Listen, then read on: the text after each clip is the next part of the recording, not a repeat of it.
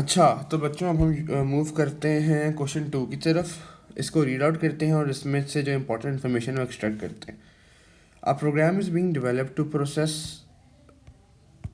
a program is being developed to process bank card information. When a card number is displayed, all the characters except the last four, ये एक चीज़ important दी है इसने, last four are replaced with asterisk characters, जो कि ये sign होता है जिसका. Card numbers are stored as strings. The strings are between 10 and 20 characters in length. 10 and 20 characters in length, यानी कि उसकी फिक्स लेंथ नहीं है, या तो 10 है या 20 या इसके बराबर. The function conceal will take string representing a card. सबसे पहले उसके अंदर एक स्ट्रिंग जाएगी, कार्ड नंबर, एंड रिटर्न करेगा मॉडिफाइड स्ट्रिंग. ठीक हो गया जी, हमें प्रोग्राम की समझ लगी. अब ना इसके ऊपर से हम लोगों ने इंफॉर्मेशन एक्सट्रैक्ट करनी है. ठीक है, वो क्या करेगी, लास्ट, सबसे पहले तो लास्ट फोर कैरेक्टर्स छोड़कर. ठीक है, एक बात तो ये हो गई. उसके बाद उसको रिप्लेस कैसे करेगी, उसको रिप्लेस करेगी स्टार से. दूसरी बात, हमें सारी की सारी इन्फॉर्मेशन जो है वो क्वेश्चन से पहले एक्सट्रैक्ट करके अपने पास लिखनी है बच्चों. तो strings are between 10 and 20 characters. मैं तुम लोगों को ना अभी सोचने का तरीका बता रहा हूँ. पेपर्स हम प्रैक्टिस कर ही रहे हैं, लेकिन तुम लोगों को मैं स्लोली लेके चल रहा हूँ ताकि तुम लोगों को सोचने का तरीका कि how to process, how to approach a question, वो तुम लोगों की थिंकिंग ज़रा डेवलप हो. क्योंकि ए लेवल्स का बच्चा पढ़ने में तो बड़ा अच्छा होता है और उसकी लॉजिक बिल्डिंग भी ठीक होती है, लेकिन उसको पेपर से इंपॉर्टेंट चीज़ें एक्सट्रैक्ट करना नहीं आती. अच्छा, लेंथ 10 है, 20 के दरमियान है. उसके बाद स्ट्रिंग रिटर्न करेगा. जो स्ट्रिंग जाएगी उसको स्ट्रिंग एज पैरामीटर जाएगी और रिटर्न स्ट्रिंग. मैं इसकी छोटे छोटे एब्रीवेशन लिख रहा हूँ, पूरा वर्ड लिखने नहीं बैठ रहा मैं. अच्छा, आओ जी मेन काम की तरफ.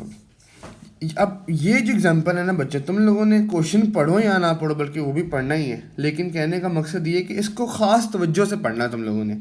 ये जो हर सवाल के एंड में तुम्हारा एग्जांपल है ना, तुम लोगों ने अगर इससे मुश्किल और प्रॉब्लम को एक्सट्रैक्ट कर लिया ना, तो तुम्हारा 95% पेपर उसी वक्त सॉल्व हो जाएगा. क्वेश्चन तक तुम लोग उसके एंड तक पहुंच जाओगे, बस तुमने लिखना रह जाएगा. अब तुम लोगों में पढ़ना सिखाता हूँ. देखो, ये 1 2 3 4 5 6 7 8 9 10 नंबर हैं. ठीक है, और एंड में 4 डिजिट्स हैं.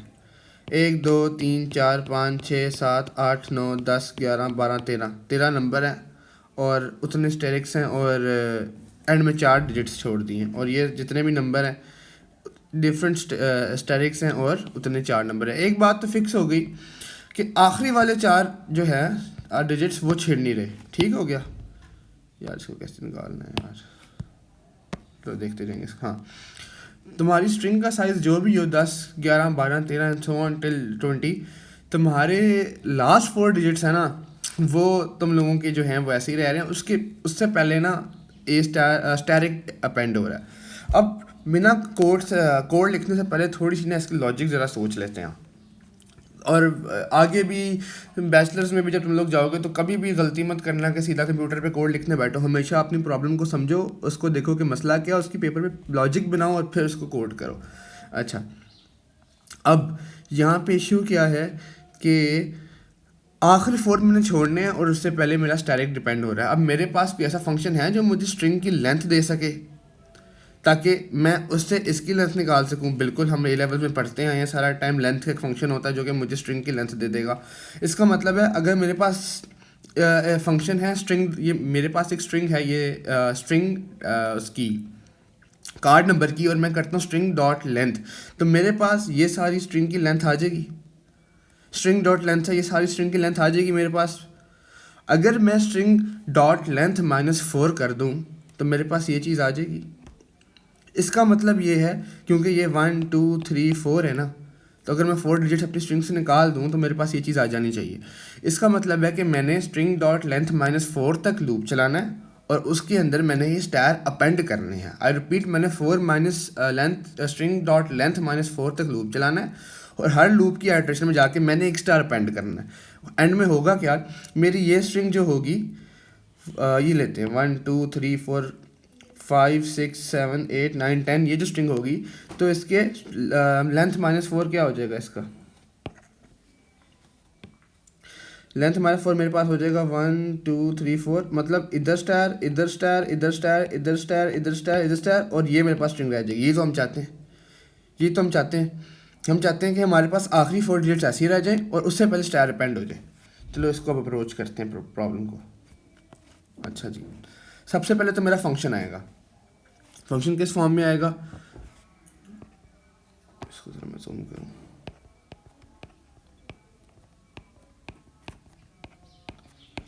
स्लोली हम लेके चलेंगे, तुम लोगों को नहीं समझ आएगी कोई मसला नहीं, हम दोबारा से सवाल करेंगे, लेकिन हम लोग तेज़ नहीं भागेंगे, समझ आनी चाहिए चीज़। क्योंकि मैं ये समझता हूँ कि अगर आप लोगों को या तुम लोगों को एक बार ये चीज़ समझ लग गई ना कि सवाल को अप्रोच कैसे करना है, तो तुम लोग हर तरह का सवाल सॉल्व कर लोगे।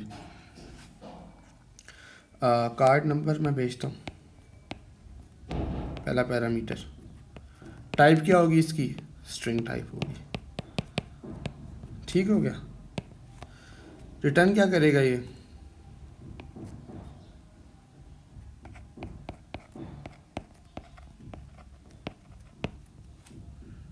स्ट्रिंग ही करेगा।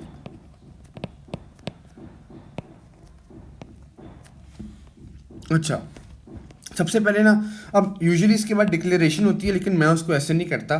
पहले मैं अपना प्रोग्राम लिखता हूँ, एंड में जब मैं देखता हूँ कि यार मेरे वेरिएबल्स यूज़ हुए ना, फिर मैं उनको डिक्लेयर करता हूँ। तो मैं कमेंट डाल देता हूँ डिक्लेरेशन, ताकि मुझे याद रहे। ठीक हो गया, आगे आ जाओ।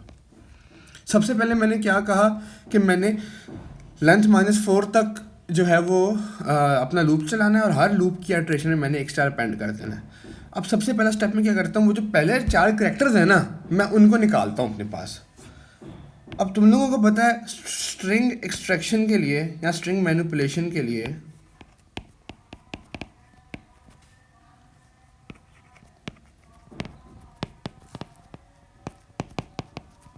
हमारे पास 3 फंक्शन यूज होते हैं, राइट,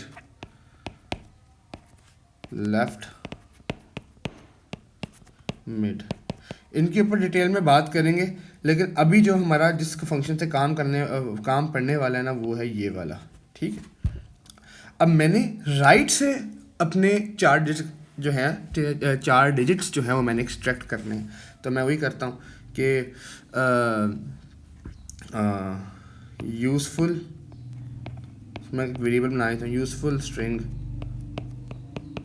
और उसके ऊपर मैं अपने राइट से 4 डिजिट्स स्टोर करा लेता हूँ।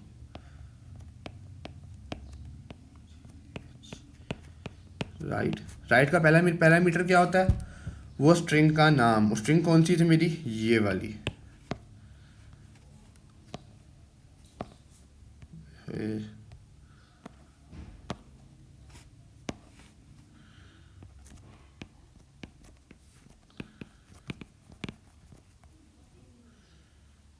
Card number. और दूसरा पैरामीटर क्या होता है, कहाँ से लेके कहाँ तक आपने जो है वो नंबर एक्सट्रैक्ट करना है। तो मैं देता हूँ 4। अब इसका मतलब क्या होगा, इसका मतलब समझो। अगर मेरी स्ट्रिंग है for example FAHT, Fahad ASIF, ये स्ट्रिंग है मेरे पास, और मैं कहता हूँ फहद, इसके अंदर ये स्टोर है फॉर एग्जांपल कार्ड नंबर के अंदर फहद, और मैं कहता हूँ 4। तो इसका मतलब है मेरे पास यूज़फुल स्ट्रिंग के अंदर राइट से लेके 4 तक 1 2 3 4 ये जो आसिफ है ना, ये मेरा इसके अंदर स्टोर हो जाएगा। ठीक हो गया।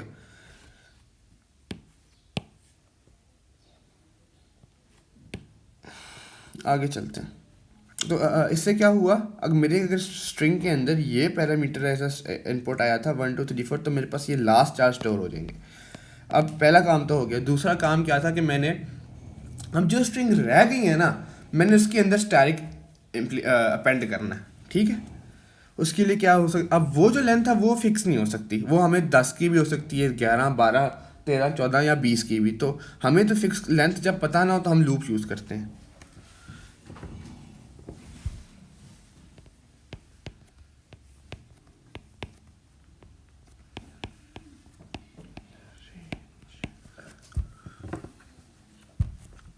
कहाँ से लेके 1 2 कहाँ तक, लेंथ -4।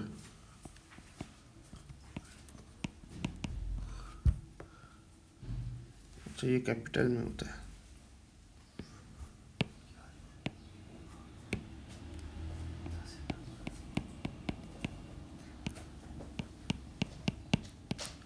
ऑफ दैट स्ट्रिंग,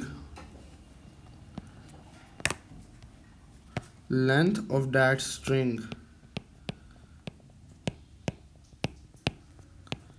-4, ठीक है, क्योंकि वो 4 तो हमने निकालनी है। अब उन 4 के अलावा जो स्ट्रिंग है ना, उसकी पहली की जो स्ट्रिंग है मुझे उस पर स्टैरिक अपेंड करने हैं। समझ लगी बात की? अब वो ये स्ट्रिंग है, इसके आगे मैंने स्टैरिक अपेंड करनी है। यूज फुल स्ट्रिंग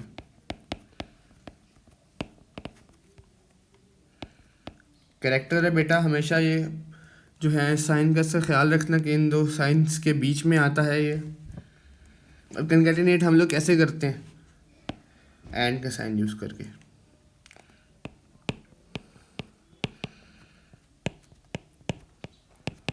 ठीक हो गया, और इसको नेक्स्ट आए काउंट हमने प्लस कर देना है, और हमने एंड में आखिरी काम हो गया, हमने लूप से निकल के ये स्ट्रिंग को रिटर्न करा देना है।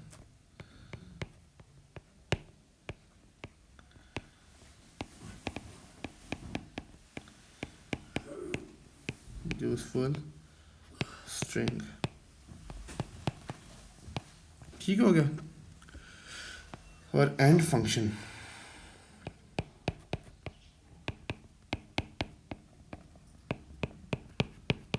जल्दी से इसका रिव्यू ले लेते हैं बच्चों। हमने अच्छा डिक्लेरेशन तो हमारी रह गई, इसको ज़रा सही करते हैं। अब हमने यूज़ क्या क्या किया है,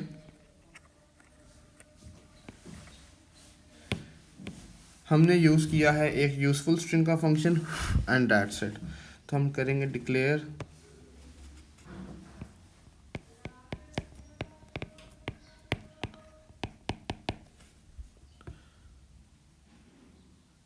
यूज़फुल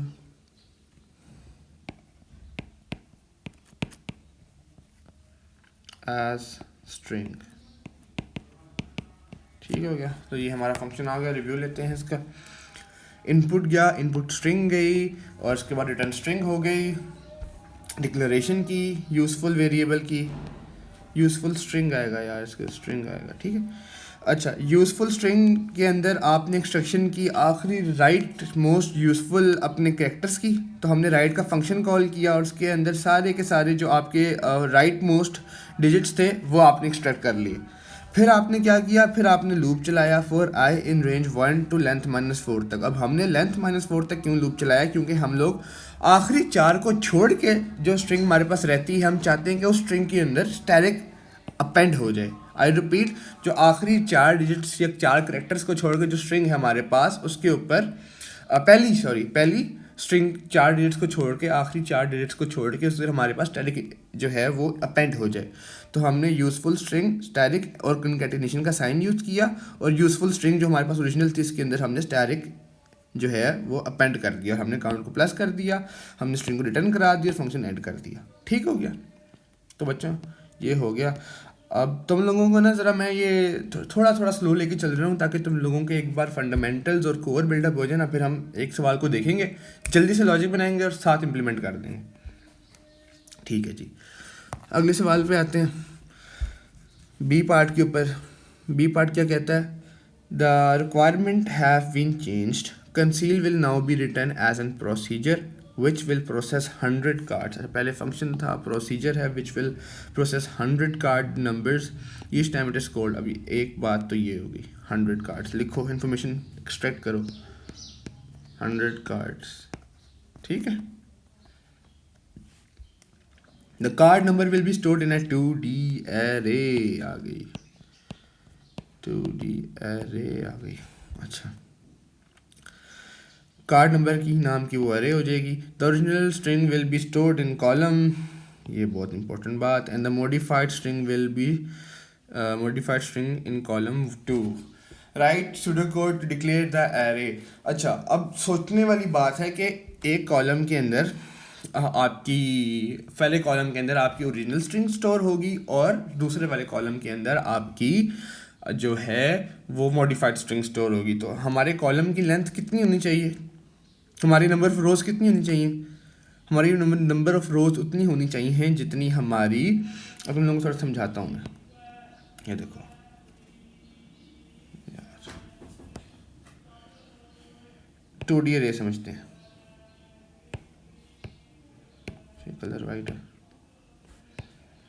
ये एक 2D अरे है, ठीक है।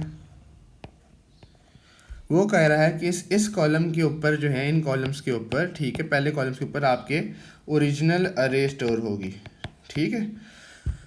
हमारे पास कितने अरेज हैं, 100 अरेज हैं, तो इसकी लेंथ कितनी होगी, मतलब नंबर रोज़ कितनी होंगी, 100, ठीक है। इस तरह हमारी सो ऑन टू 100 रोज़ हमारे पास बनेंगी।